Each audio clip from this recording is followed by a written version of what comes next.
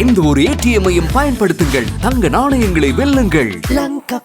சாணக்கியனின் நடவடிக்கைகள் முழுதும் சுமந்திரனுக்கு தெரியும். சுமந்திரனின் நடவடிக்கை முழுதும் சாணக்கியனுக்கு தெரியும். நான் அறிந்த வரையிலே 11 கோடி ரூபாய், அதற்கு மேலே கிட்டத்தட்ட 60 கோடி ரூபாய் சாணக்கியனுக்கு ஜனாதிபதி ரணில் விக்ரமசிங்கே அவர்கள் கொடுத்திருக்கின்றார். நானும் ஏதோ ஒரு இடத்திலே அவர் பேசும்போது அவருடைய பேச்சை கேட்டேன். சாணக்கியனுக்கு ஏன் இவ்வளவு காசி கொடுத்தார்கள் என்று கூட ஒரு சில பாராளுமன்ற உறுப்பினர்கள் கதைப்பார்கள். ஆனால் அவர்கள் தனிப்பட்ட ரீதியிலே சில வரப்பிரசாதங்களை பெற்றவர்கள். நான் மக்களிற்காக இந்த காசை பெற்றிருக்கின்றேன் என்று. சாணக்கியன் அவர்கள் கிட்டத்தட்ட 60 கோடி ரூபாய் பணத்தை ரணில் விக்ரமசிங்கே அவர்களுடன் பேசி அவர் எடுத்திருக்கின்றார் என்றால் அவருக்கு ஒரு உத்தரவாதம் கொடுத்திருப்பார்.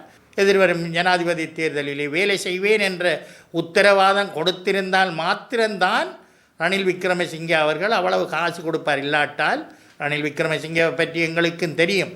எதிர்காலத்திலும் எப்படி முடிவெடுப்பார் என்பதை மக்கள் தான் சிந்திக்க வேண்டும். நான் உங்களுக்கு சப்போர்ட் பண்ணுகின்றேன் என்று கேட்டால் ரணில் விக்ரமசிங்கே அவர்கள் தருவார். நான் கேட்க மாட்டேன்.